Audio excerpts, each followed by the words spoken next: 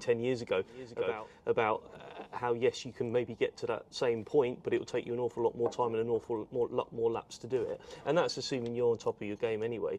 I mean, I don't think it matters whether you are, a pro team looking to extract that extra little bit out, or whether you're the driver who can't commit to a full season either because of budget or other life commitments, and you need to get back up to speed as quickly as you can, and you don't have that opportunity to just go pounding around. And that's assuming you're not pounding around doing the wrong thing anyway.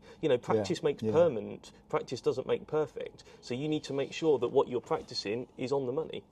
Yeah, and definitely, I think, and probably a good chunk of the reason I'm here sitting with you today is that I had, again, played lip service to sims. The amount of arguments I've had with young Brendan Lee, where I slip into using the term real racing and sim racing, and which is incredibly offensive, although he takes it in good spirit to a sim racer. But the reality was that when he was with Mercedes-AMG Petronas, I probably could have jumped in and played with the sim. Never did. I didn't take the opportunities. It's not that I didn't take it seriously, because I knew what we'd done with GT Academy and all of the programs around it. But when I had to learn Zandvoort a few weeks ago, and I went in with John and went on his sim for an hour, a couple of things happened. First thing was that I didn't get sick, which that's the first time it's ever happened. Second thing was I settled down to a reasonably good groove, did an hour in there, and there's no doubt, Rob, I arrived at Zandvoort far safer and better prepared, because I had a fundamental idea of where all the corners went. I mean, it's hard to simulate the banking that you experienced there. And that just woke me up, and I thought, look, you've had a V-Box in the 911. You went very well in the or relatively well in the 911 last year at the festival without looking at the data. But here's the problem. I finished fifth from that. Could I have finished fourth or third had I have had... Could have been a podium, you just don't know. Yeah.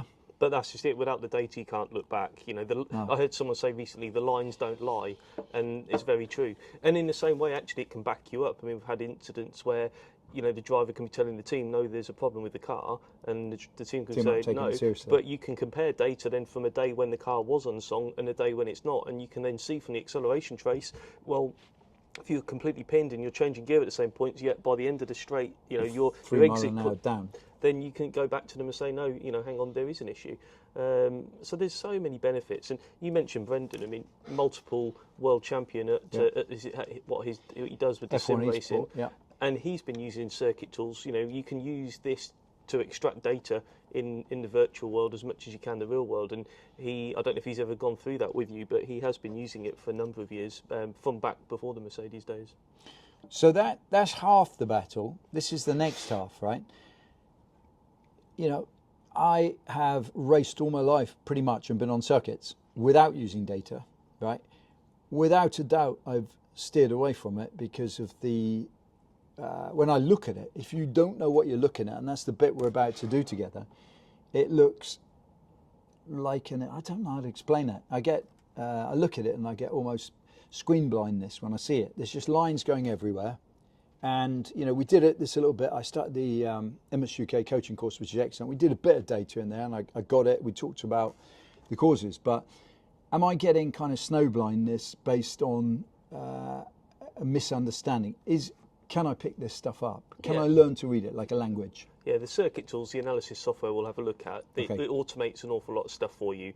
And you can very quickly, by looking at one channel in particular, the Delta T, see where you need to be working on.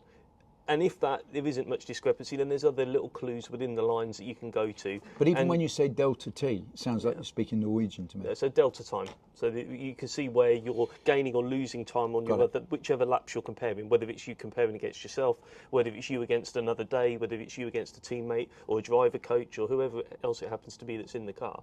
You can just see over that lap, this is the corner I need to work on. Right. And can, in a nutshell, can old timers learn to use this stuff effectively as well? Is it a tool that is it as useful for somebody? I'm working with young Zane Maloney, and I think he's going to be in Formula One. He's incredible, right, and precise. He's in the car all the time, and he's just 110% race driver.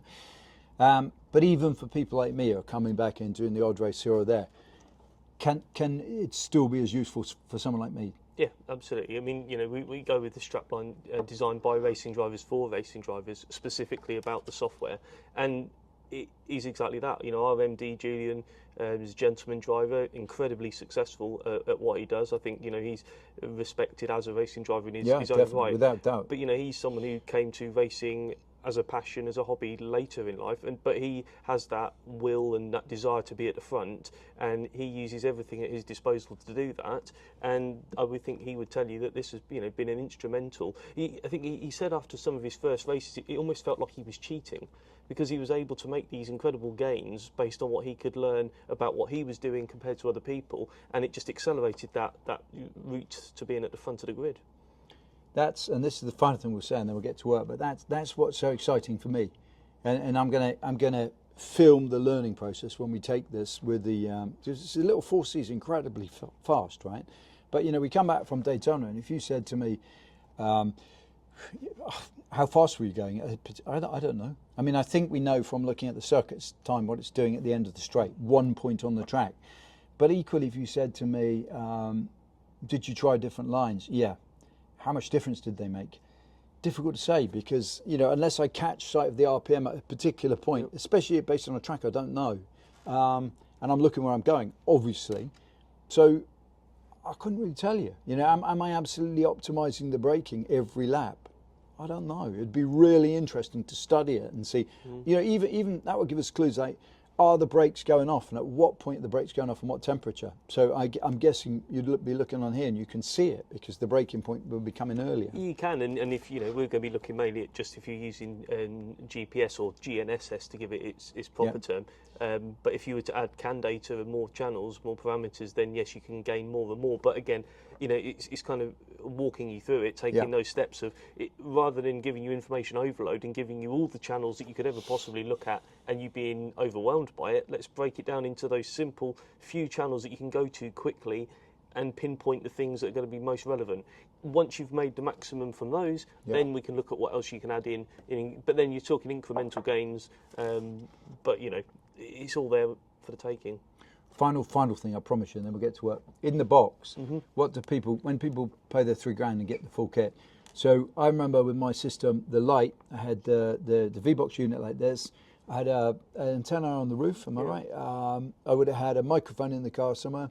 2 cameras? Yep. Is that right? Well, one was normally pointing at me, 1.4, but I guess you could put one out the back. You can do what you like. I mean, it just depends what you're looking to achieve. Normally on the drive is good, because then again it helps. It's that thing of the visuals help you to make sense of the squiggly lines. Yeah. So if you want to see how much steering input you'd had in there, and you want to look at whereas actually some people will put it on the feet and try and see, is there a period of time when you're dwelling too long between the throttle and the brake, or are you hesitating?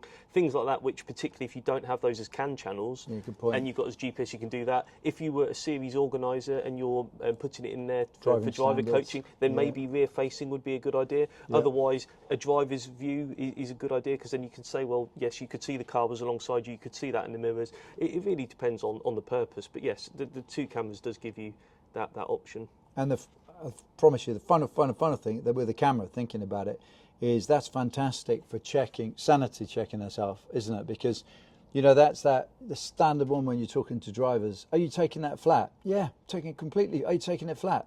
Completely flat.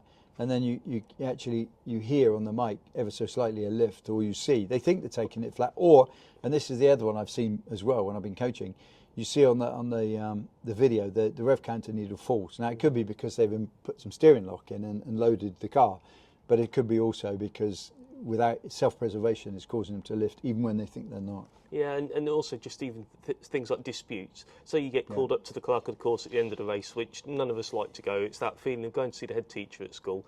But you can take your SD card with you, and when they say you overtook under yellows, you can say, no, I didn't, and there's the proof. Or conversely, if someone's overtaken you, maybe they've taken a position and you're talking, is this the difference between third and fourth, last step on a podium or nowhere, you can go and fight your corner, because otherwise it's just someone's word against yours. But with the video and the data, there's nowhere to hide. There's one other key part of the kit we should mention as well, because in the box there's also an OLED, What does OLED even mean? It's to do with the display. It's basically it's Type a of display. display. Yeah, so Like a TV. Yeah, so you've got the display, Yeah. and that can show speed. It can show various things. Normally, we try and get it to show to delta time. So, are you faster or slower? But then there's the LEDs on the top that show delta velocity. So, if you are travelling at a faster point, it will show green. If you're travelling slower, it will show red. So even if you've had So a if I'm lap, up on the lap, it's going to be green.